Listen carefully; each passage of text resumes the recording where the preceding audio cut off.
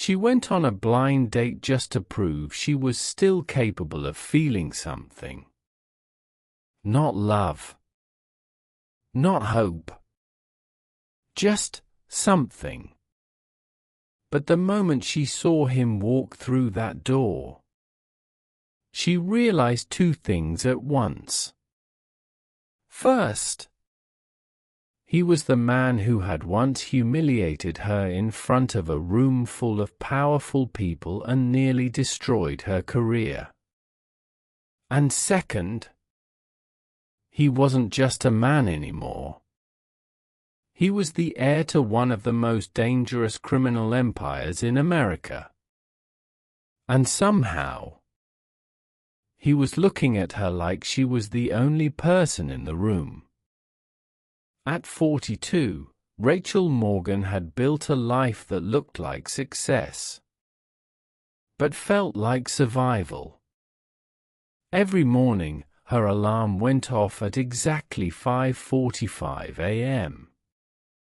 Not because she had to wake up that early, but because discipline had become her shield. Routine kept her steady. Routine kept her safe.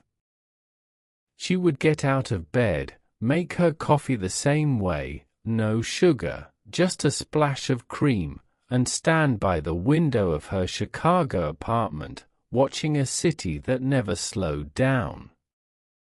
A city that didn't care if you were healing or breaking.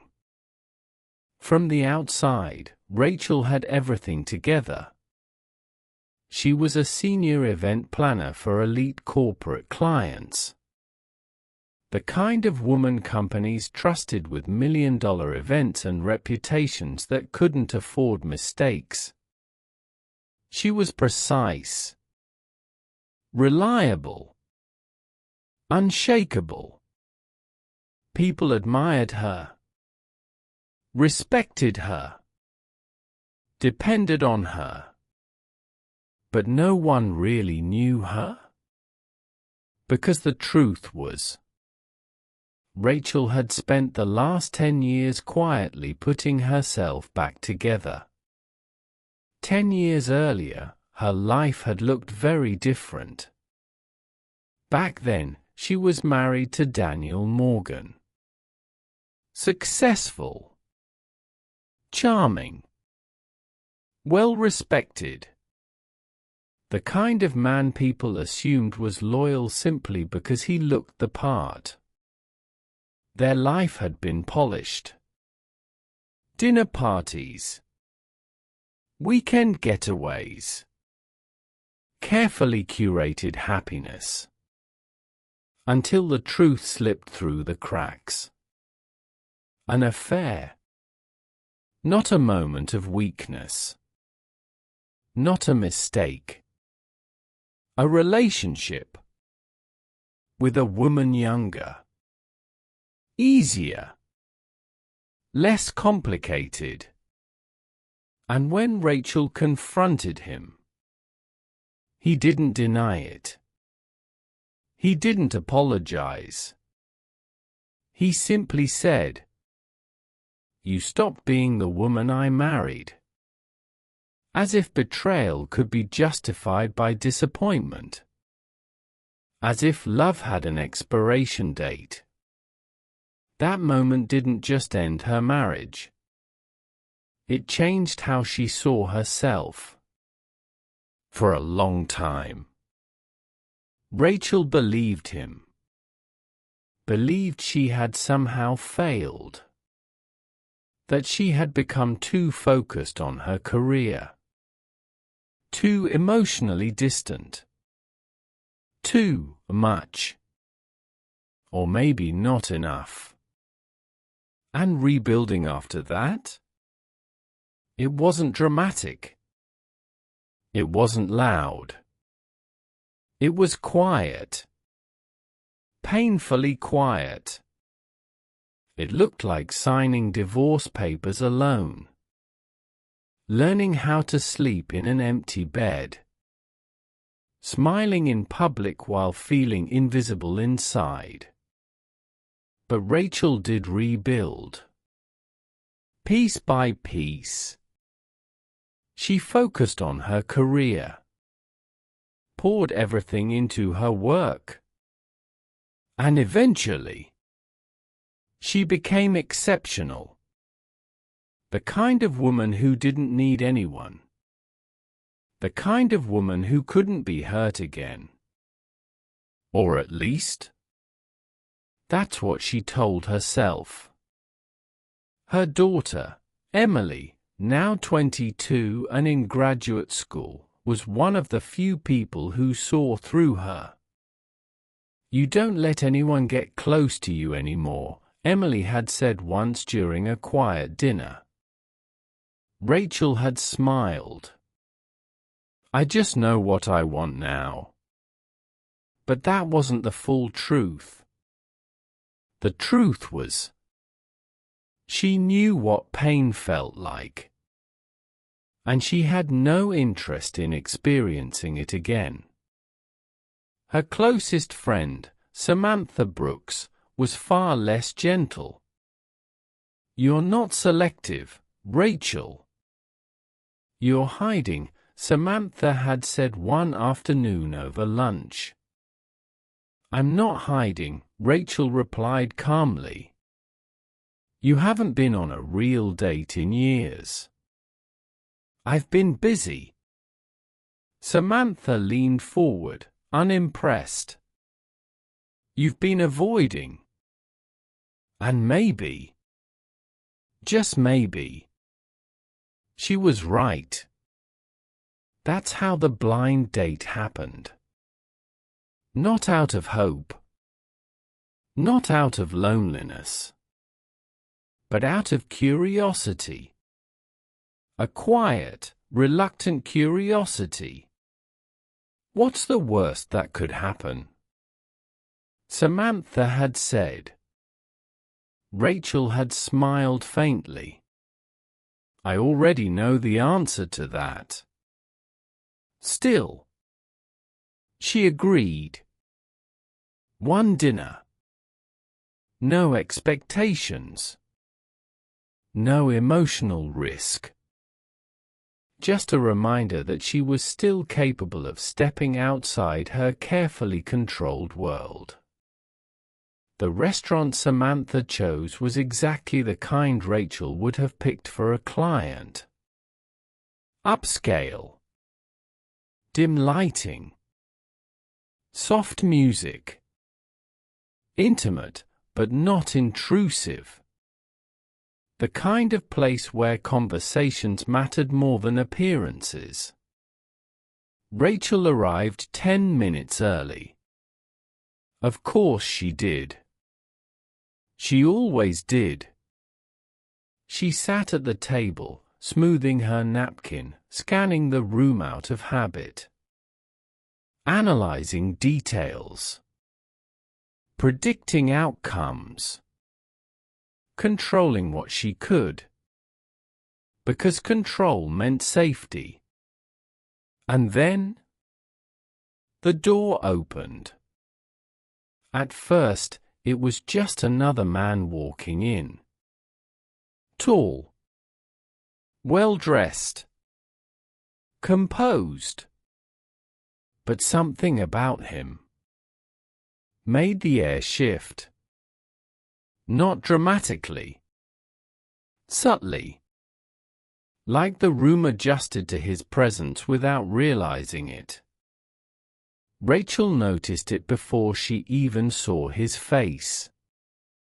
And when she did, everything inside her went still. Nicholas Reed. The name hit her before the memory fully formed. And then it all came rushing back. The ballroom. The pressure. The moment that was supposed to change her life. 10 years ago, Rachel had stood in front of a room full of powerful investors, executives, and decision-makers. It was her first major independent pitch. Her chance to step out of the shadows and build something of her own. She had prepared for weeks. Perfected every detail. Every word. Every presentation slide. She had believed in herself that night. Truly believed. And then he spoke. Nicholas Reed. Young. Sharp. Untouchable. A man people listened to without question. A man whose approval carried weight. And whose disapproval carried consequences. He didn't yell. Didn't insult her directly. That would have been easier. Instead, he dismantled her. Piece by piece. Questioned her projections. Doubted her strategy. Pointed out risks in a way that made her seem unprepared. And he did it calmly. Confidently. With a quiet authority that made everyone else follow his lead. By the time he was done, the room had already decided. She wasn't ready. She wasn't capable. She wasn't worth the investment. Rachel had walked out of that room holding herself together just long enough to reach the elevator. And the moment the doors closed, she broke. That night nearly ended her career before it truly began. And now, he was standing in front of her. Older. More controlled. But unmistakably the same man. Rachel, he said softly. Not a question. Not hesitation. Recognition. Her first instinct? Leave. Stand up. Walk away. Protect everything she had rebuilt. Because this man was a reminder of everything she had fought to overcome. But she didn't move. Because something didn't feel the same. It wasn't arrogance in his voice. It wasn't power. It was something else. Something quieter. Heavier. Restraint. And somehow, that unsettled her more than anything else. She stayed. Rachel didn't stand. Didn't smile. Didn't offer the polite warmth she gave to strangers. Instead, she stayed exactly where she was, her fingers resting lightly against the edge of the table, her posture composed, her expression unreadable. But inside? Nothing was steady. Nicholas Reed. Of all the people in the world, of all the men she could have been set up with, it was him. For a brief second, something flickered in his eyes. Not surprise. Not discomfort. Something closer to recognition mixed with something unspoken. Regret, maybe. But Rachel didn't give it space to grow. You're late, she said evenly, even though he wasn't. A test. A boundary. A reminder that she wasn't the same woman he had once dismantled in a ballroom. Nicholas glanced at his watch briefly, then back at her. I'm exactly on time. His voice was calm. Measured. No edge. No ego. And somehow, that made it worse. Rachel leaned back slightly, folding her arms. Then I guess we're starting with honesty. A pause. A quiet one. But not empty. Charged. Nicholas didn't sit immediately. Instead, he studied her for just a moment longer, like he was recalibrating something internally. Then, without asking permission, he took the seat across from her. Not dominating the space. Not shrinking either. Just present. I didn't know it was you, he said. Rachel let out a soft, humorless breath. Of course you didn't. Because men like him didn't remember women like her. Not unless those women had power. Or influence. Or something to offer. But he didn't respond to that. Didn't defend himself. Didn't dismiss her. And that shifted something. Slightly. The waiter approached, sensing the tension but pretending not to. Rachel ordered quickly. Efficiently. Nicholas followed, his choices simple, unpretentious. No performance. No need to impress. Silence settled between them. But it wasn't comfortable. Not yet. You remember, Rachel said finally, her voice quieter now, but sharper.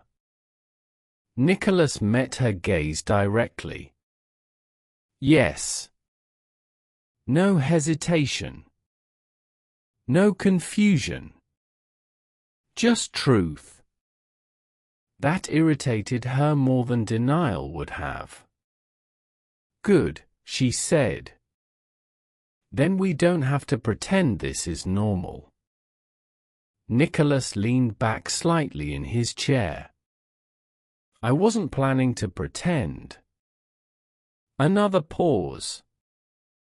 This one longer. More deliberate.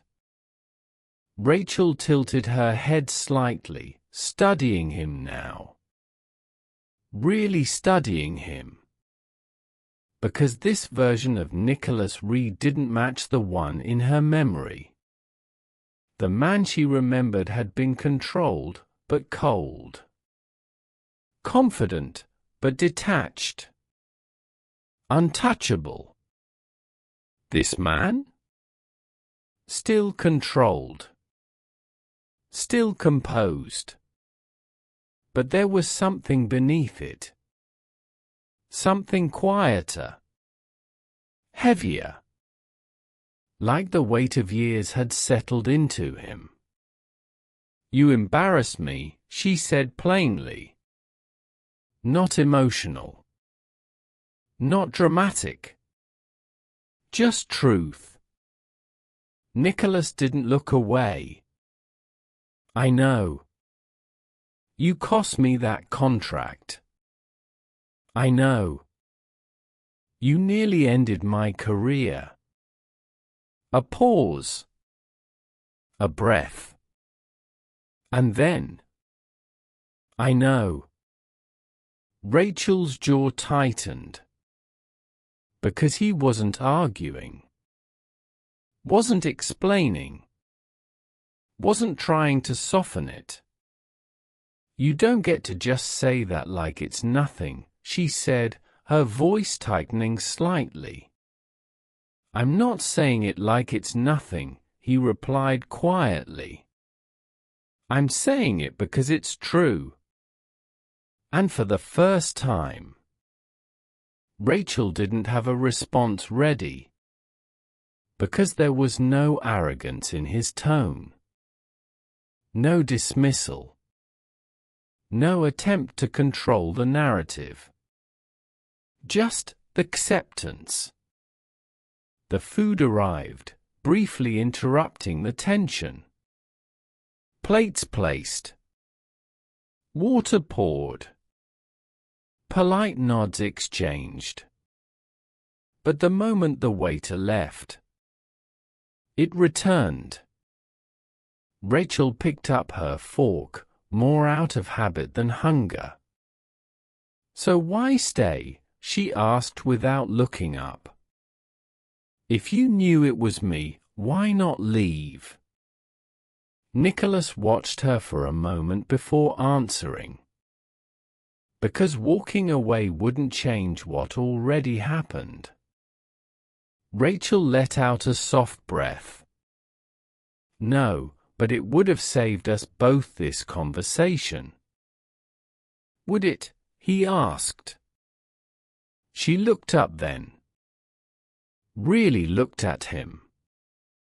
And for the first time, there was something in his expression she hadn't expected. Not confidence. Not control. Something closer to restraint mixed with intention. "I don't avoid conversations anymore," he added. Rachel raised an eyebrow slightly. "That's new." A faint shift in his expression.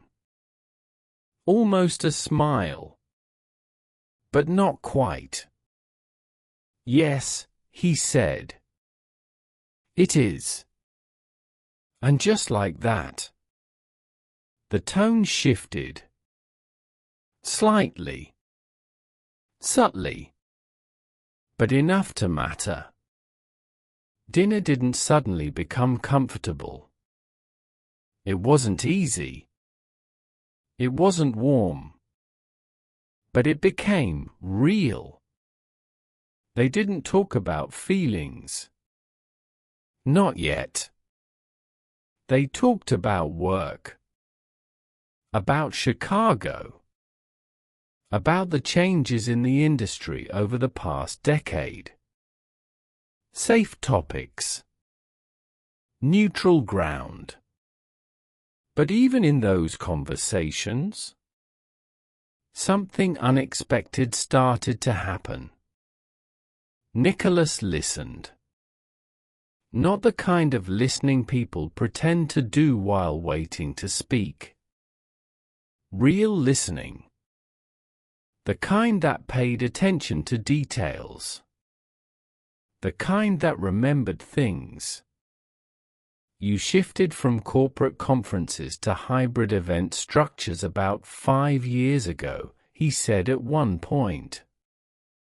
Rachel paused. Surprised. "Yes. It was a smart move," he added. "Most people didn't adapt that quickly." Rachel studied him carefully. "You've been paying attention." Nicholas didn't hesitate. "Yes." That answer shouldn't have mattered. But it did. Because the man she remembered hadn't paid attention to her at all. Not really. And yet, here he was. Recalling details. Acknowledging her growth. It didn't erase the past. But it complicated it. Later, the conversation shifted again. Quieter this time.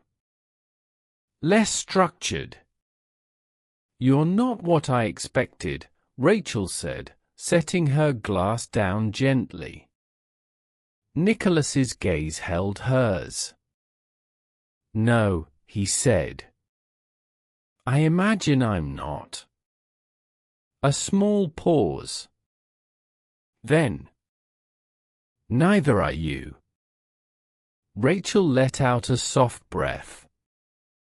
"That's because you only saw one version of me."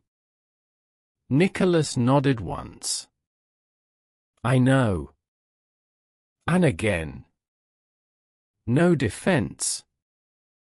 No justification. Just acknowledgement. It was disarming. Because Rachel had spent years preparing herself for men who dismissed her, who underestimated her, who tried to control her. She didn't know how to respond to someone who simply listened. But she didn't let her guard down. Not fully. Not yet. Because one good conversation didn't undo 10 years of damage. Still, when dinner ended, neither of them rushed to leave. They stood outside the restaurant, the cool Chicago air settling between them. Cars passing. City noise humming in the background. This was unexpected, Rachel admitted. Nicholas nodded slightly. Yes. A pause. Then, will you see me again? The question was simple. Direct. No pressure. Rachel hesitated. And for a moment, her past and her present collided. The woman she used to be would have said no. Immediately. Without hesitation. But the woman she had become? She wasn't afraid of conversations anymore either. This doesn't change what happened, she said carefully. I know. It doesn't mean I trust you. I know. Another pause. Then. But I'm not done understanding it either. Nicholas held her gaze. And for the first time, there was something unmistakable in his expression. Not power. Not control. Interest. Then we'll start there, he said. And just like that, something began. Not love. Not even attraction. But something far more dangerous. Curiosity. Before we continue, if stories about love, second chances, and healing mean something to you, take a moment to like this video and subscribe. It helps stories like this reach people who need them the most. Now, let's continue. Do you believe it's never too late to fall in love again?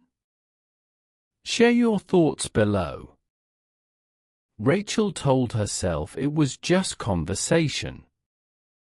Nothing more. No expectations. No emotional risk. Just unfinished business. Their second meeting was supposed to be brief. Coffee. 30 minutes. Neutral ground. But 30 minutes turned into an hour. Then 2. And somewhere between discussing work trends and quietly exchanging pieces of their past, something shifted. Not dramatically. Not in a way either of them could name. But in a way they both felt. Rachel noticed it first in the silences. They weren't tense anymore. They weren't defensive. They were steady. Comfortable in a way that didn't demand anything. Nicholas wasn't trying to impress her. wasn't trying to win her over. And that alone made him different from any man she had met in years. "You don't ask personal questions," Rachel pointed out one afternoon as they walked along the river after another unexpectedly long meeting. Nicholas glanced at her briefly. "I do." She shook her head slightly. "No, you don't push." A small pause. Then, "I've learned that people say more when they don't feel cornered." Rachel let that settle. Because that kind of patience? That kind of restraint? It wasn't something she was used to. Over the next few weeks, they found themselves building something neither of them had planned. It wasn't romantic. Not in the obvious sense. No flirting. No grand gestures. No attempts to define what this was. But it was consistent. Reliable. Real. They met between schedules. After work. Sometimes for coffee. Sometimes for quiet dinners. Sometimes just to walk and talk about nothing that mattered, and everything that did. Rachel started to notice things. Small things. The way Nicholas always arrived early, just like her. The way he paid attention to details most people overlooked. The way his phone would buzz occasionally, and how he would silence it without checking, choosing the moment over whatever demanded his attention. It wasn't performative. It wasn't calculated. It was intentional.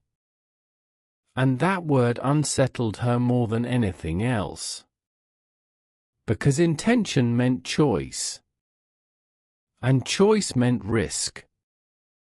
"You're different with me," she said one evening, her voice quieter than usual. Nicholas looked at her. "I am." Rachel didn't look away. Why? A pause. Not avoidance. Consideration. "Because you see things most people don't," he said finally. Rachel frowned slightly. "That's not an answer." "It is," he replied calmly. "Just not a complete one." She crossed her arms slightly. "Then complete it." Nicholas held her gaze. And for a moment, the distance between them felt smaller than it had any right to be. "I respect you," he said. Simple. Direct. Unembellished. And somehow, that hit harder than anything else he could have said. Because respect wasn't something Rachel had received when it mattered most. Not from her ex-husband. Not from that room 10 years ago. Not from the version of Nicholas she had carried in her memory. And now? Now it was being offered without conditions. Without expectation. She didn't respond right away. Because part of her didn't know how.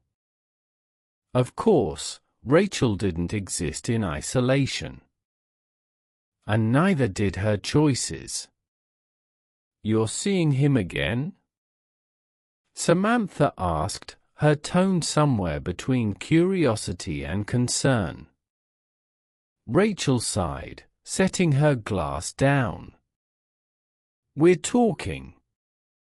That's not what I asked. Rachel hesitated. Yes. Samantha leaned back, studying her carefully. The same man. Yes. A long pause. Then. Rachel, that man hurt you. I know. And now you're just, what? Having coffee with him like it didn't happen. Rachel shook her head. It did happen. That's why I'm talking to him. Samantha frowned. That doesn't make sense. It does to me, Rachel said quietly. Because for the first time in years, she wasn't running from something. She was trying to understand it. Her daughter, Emily, had a different reaction. You like him, Emily said simply during one of their phone calls. Rachel almost laughed. I didn't say that. You didn't have to. A pause. Then. Are you sure he's someone you can trust? And there it was. The question Rachel had been avoiding. I don't know, she admitted. And that honesty? It mattered. Because for once, she wasn't pretending to have everything figured out. The truth didn't come all at once. It never does. It started with small things. Details that didn't quite fit. The way Nicholas avoided certain topics. The way his phone calls always seemed urgent, but never explained. The way people reacted to him in subtle, almost instinctive ways. Respect. But also fear. Rachel noticed it during a charity event she was coordinating. Nicholas had attended, not as her guest, but as a sponsor. She watched from across the room as people interacted with him. Carefully. Respectfully. Measured. Not just because he was wealthy, but because of something else. Something unspoken. Later that night, she confronted him. You're not just a businessman, she said, her tone calm but firm. Nicholas didn't deny it. What are you, Nicholas? A long pause. And then? The kind of man you shouldn't be involved with. Rachel let out a quiet breath. That's not an answer. It's the only one that matters. No, she said, her voice steady. It's the only one that avoids the truth. He studied her for a moment. And then, for the first time, he didn't hold back. My family runs operations that exist outside the law, he said. Rachel's stomach tightened. Organized, he continued. Structured. Controlled. But not legal. The word settled heavily between them. You're saying, she began slowly. Yes. He didn't soften it. Didn't dress it up. Didn't pretend it was anything other than what it was. Rachel took a step back. Not physically, but emotionally. Because suddenly, everything made sense. The control. The restraint. The weight in his presence. "You're part of that world," she said. Nicholas shook his head slightly. "I didn't choose it." "But you're still in it." "Yes." The honesty was brutal. But it was real. And that made it harder to walk away. "You should leave this alone," he said quietly. "Walk away now, before it becomes something you can't undo." Rachel looked at him. Really looked at him. "You don't get to decide that for me," she said. But even as she said it, she felt the shift. Because this wasn't just emotional risk anymore. This was danger. Real. Unavoidable. And yet, she didn't walk away. Not yet. Because despite everything, despite the past, despite the truth, there was something between them that refused to be dismissed. Something unfinished. Something real. Would you risk opening your heart again, even if it meant stepping into something dangerous? The truth didn't explode. It settled. Slow. Heavy. Inescapable. After that night, nothing between Rachel and Nicholas felt simple anymore. Not their conversations. Not their silence. Not even the way they looked at each other. Rachel tried to go back to her routine. Her carefully structured life. Her controlled distance. But once you see something clearly, you can't unsee it. Nicholas Reed wasn't just complicated. He was dangerous. Not in the obvious, dramatic way, but in the quiet, invisible way that changes everything around you. And still, she didn't walk away. Because understanding him had become something deeper than curiosity. It had become connection. The real twist came 2 weeks later. Not from him, but from someone else. Rachel was finalizing details for a high-profile corporate gala, one of her biggest clients of the year. Everything was perfect. Every detail accounted for. Every risk managed. Until a name appeared on the final guest list. Reed Holdings. Her breath caught. That wasn't unusual on its own. Nicholas had influence.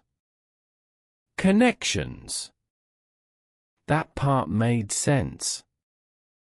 But then she saw the rest. The affiliations. The partnerships. The names tied quietly beneath the surface. And suddenly, she understood something she hadn't before. That night, 10 years ago, it hadn't just been a business decision.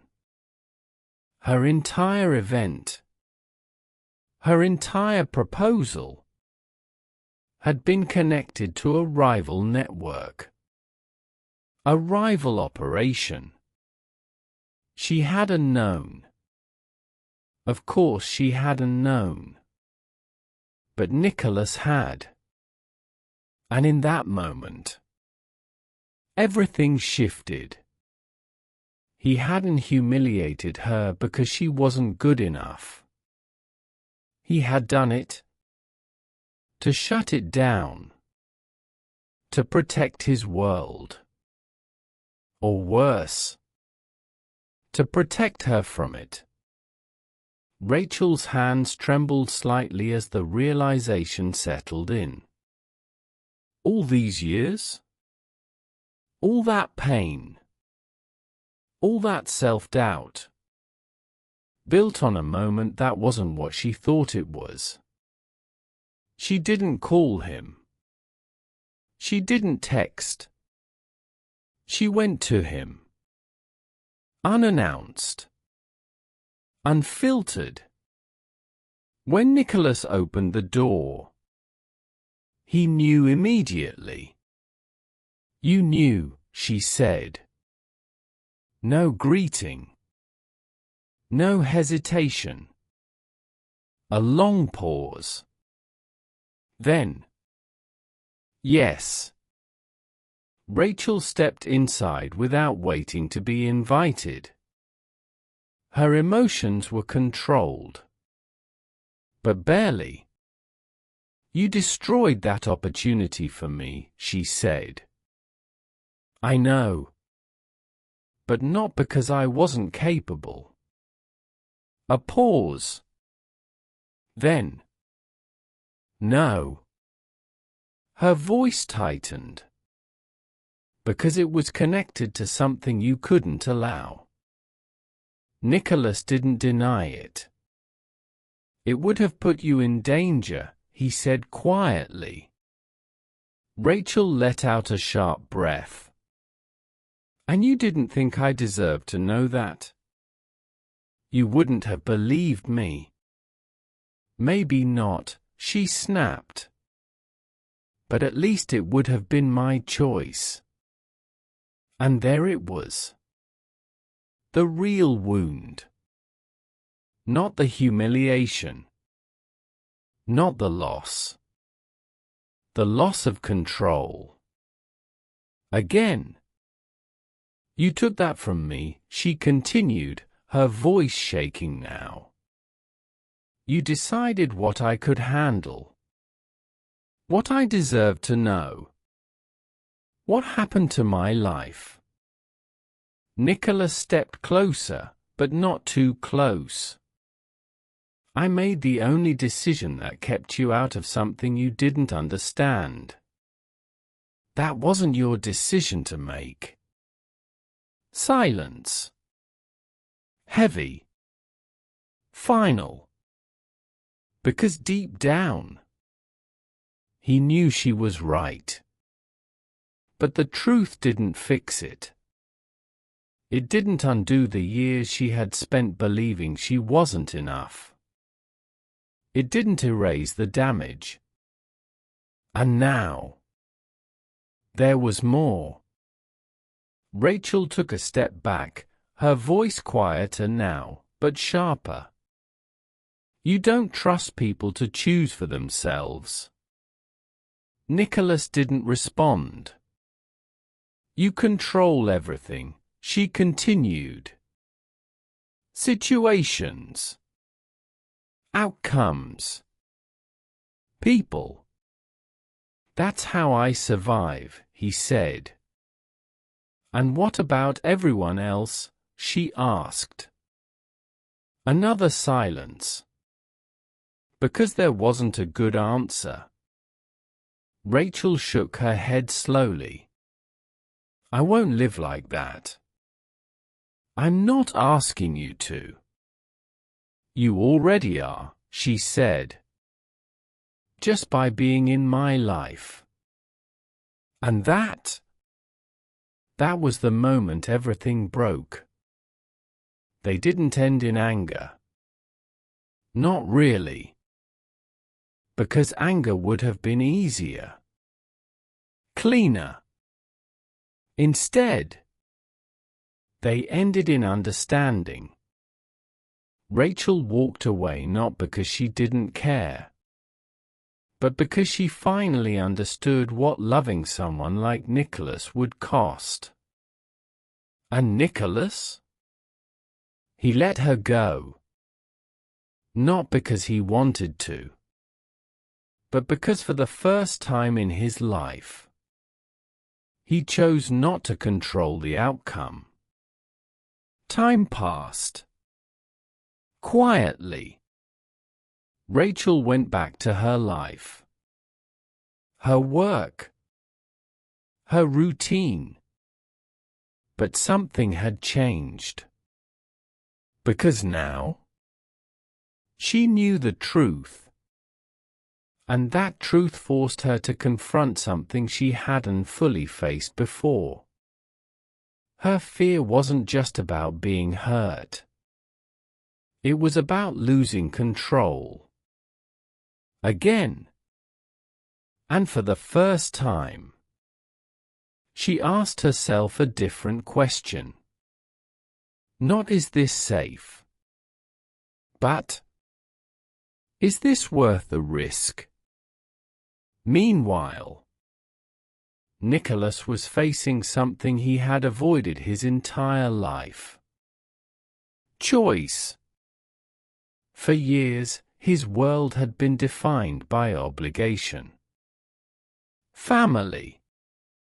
Power. Control. But Rachel had forced him to see something else. That control came at a cost. And that cost was connection. Real connection. He began pulling back. Not dramatically. Not recklessly. But deliberately. Distancing himself from decisions that demanded control over people. Over outcomes.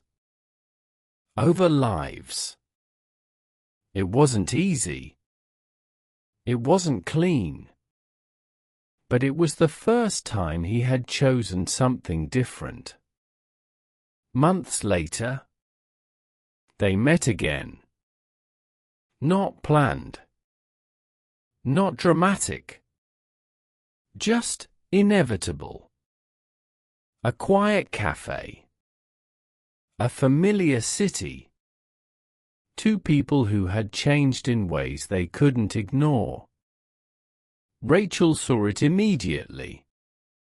Nicholas wasn't the same. Still composed. Still controlled. But lighter. Not because his world had changed completely, but because he had. You look different, she said. So do you, he replied. A small pause.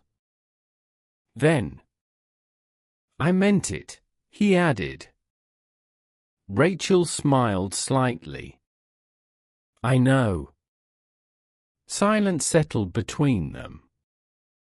But this time, it wasn't heavy. It was open. I can't promise you a perfect life, Nicholas said. Rachel shook her head gently. I don't want perfect. A step closer. A quiet breath. I want honest.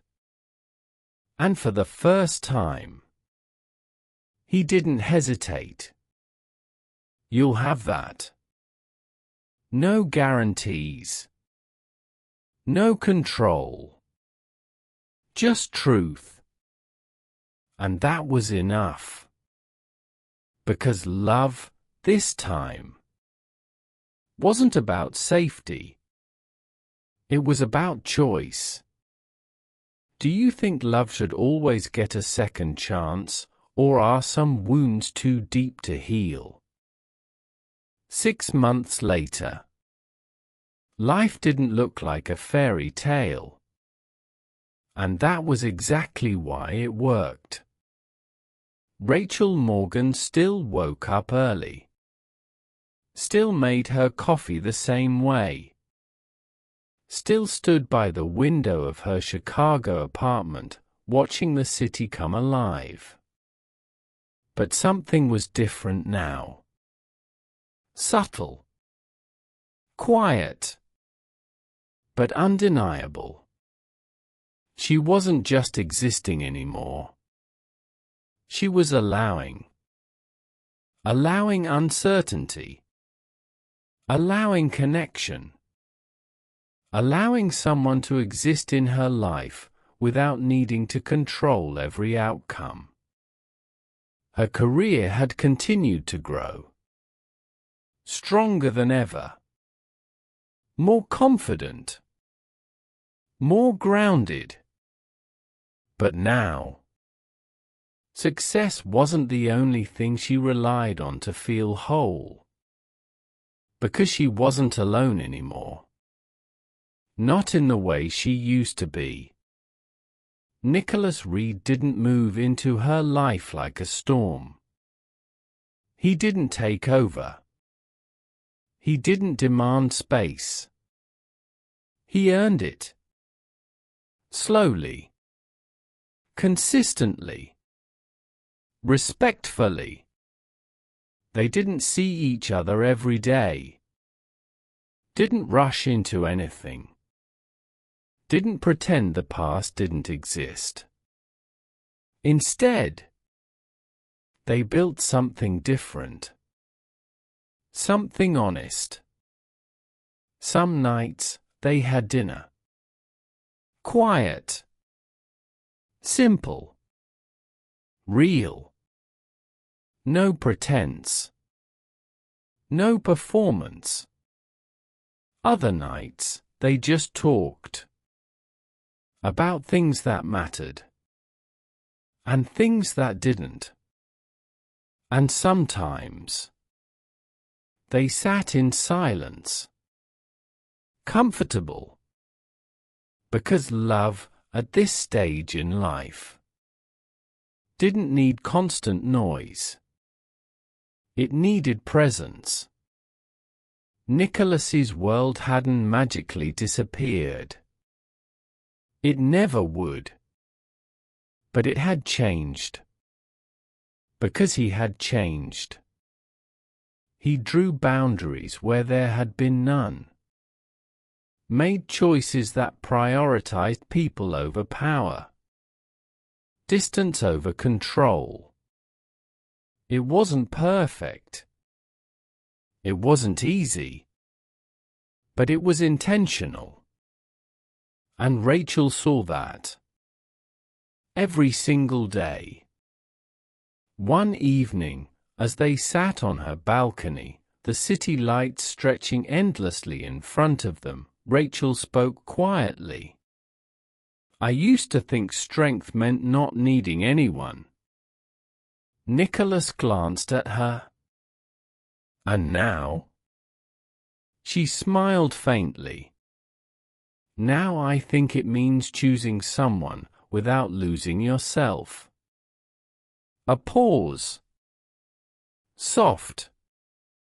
Real. Nicholas nodded once. That sounds harder. It is, she admitted. But it's also better. He didn't respond right away. Instead, he reached for her hand. Not possessive.